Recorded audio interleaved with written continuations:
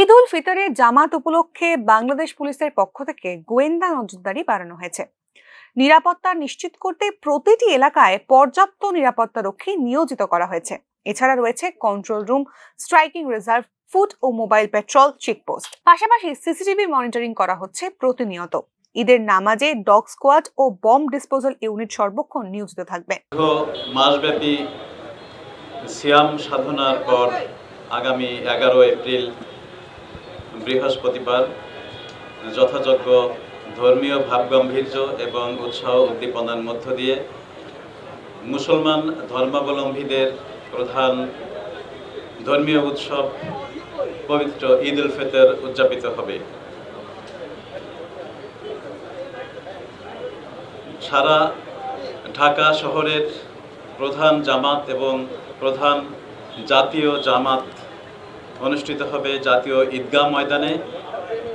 সেখানে মহামান্য রাষ্ট্রপতি, মাননীয় প্রধান বিচারপতি, মাননীয় বিচারপতি বৃন্দ, মন্ত্রিপরিষদের মাননীয় সদস্যবর্গ, ঢাকাস্থ মুসলিম দেশসমূহের কূটনীতিকবৃন্দ এবং অন্যান্য গণ্যমান্য ব্যক্তিবর্গ এখানে ঈদের জামাত আদায় করবেন। ঈদের জামাত সকাল 8টায় অনুষ্ঠিত হবে।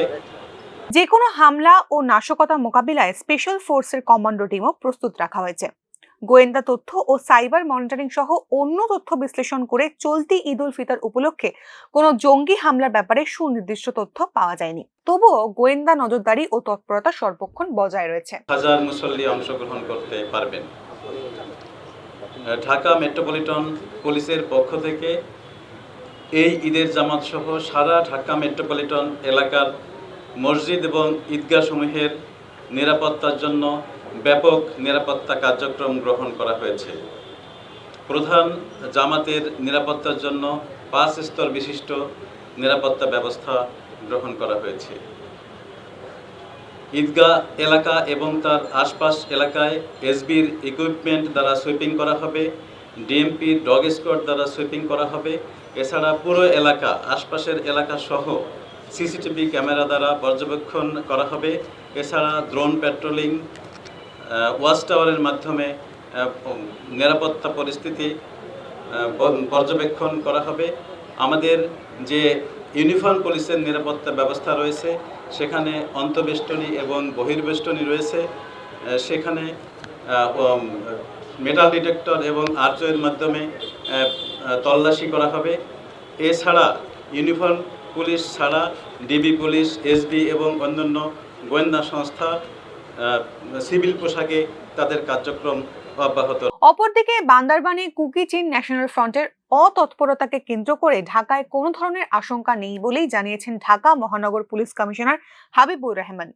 মঙ্গলবার দুপুরে জাতীয় ঈদগাহে ঈদ উল ফিতর উপলক্ষে সার্বিক আইন শৃঙ্খলা ও নিরাপত্তা ব্যবস্থাপনা নিয়ে আয়োজিত সংবাদ সম্মেলনে তিনি এই কথা বলেন। তিনি বলেন, সারা বাংলাদেশের সার্বিক ব্যবস্থা পর্যবেক্ষণ করে ঈদের ডিএমপি এলাকার নিরাপত্তা ব্যবস্থা ঢেলে সাজানো হয়েছে। যে জঙ্গি সংগঠনের সঙ্গে কেএনএফ এর সংশ্লিষ্টতা ছিল তাদেরও তৎপরতা নেই। এখনো পর্যন্ত ঈদ ঘিরে কোনো ধরনের জঙ্গি তৎপরতার আগাম খবর নেই। তারপরেও সব বিষয় পর্যবেক্ষণ করে নিরাপত্তা পরিকল্পনা নেওয়া হয়েছে। জাতীয় ঈদগাহে রাষ্ট্রপতি, প্রধান বিচারপতি, মন্ত্রী পরিষদের সদস্য, কূটনৈতিক ব্যক্তি ও গণ্যমান্যরা ঈদের নামাজ আদায় করবেন। সকাল 8:30টায় প্রধান জামাত অনুষ্ঠিত হবে।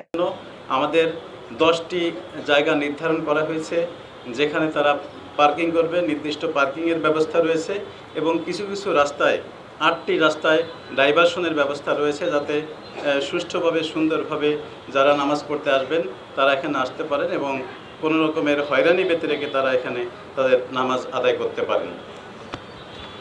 নারীদের জন্য পৃথক ব্যবস্থা রাখা হয়েছে এবং সেখানে নারী পুলিশের মাধ্যমে তল্লাশির ব্যবস্থা গ্রহণ করা হয়েছে। এছাড়া ফায়ার সার্ভিস এবং মেডিকেল টিম থাকবে। ঢাকা মেট্রোপলিটন পুলিশের সোয়াট টিম, বম্ব ডিসপোজাল টিম তারাও স্ট্যান্ড বাই থাকবে। এটি ছাড়াও আমাদের ঢাকা শহরের 184টি ঈদগাহ ময়দান এবং 1488টি মসজিদ, প্রত্যেকটিতে আলাদা আলাদা নিরাপত্তা ব্যবস্থা গ্রহণ করা হয়েছে এবং ঢাকা শহরের কোনো মসজিদ এবং ঈদগাহ ময়দান অর্থাৎ ঈদের জামাত যে সমস্ত জায়গায় অনুষ্ঠিত হবে সেটি একটিও নিরাপত্তা বলয়ের বাইরে থাকবে না। এই জামাতে 35,000 মুসলিম অংশগ্রহণ করতে পারবেন। জাতীয় ঈদগাহে 5 স্তরের নিরাপত্তা ব্যবস্থা কায়েম থাকবে। ঢাকা থেকে মনির হোসেনের রিপোর্ট, নিউজ নাও।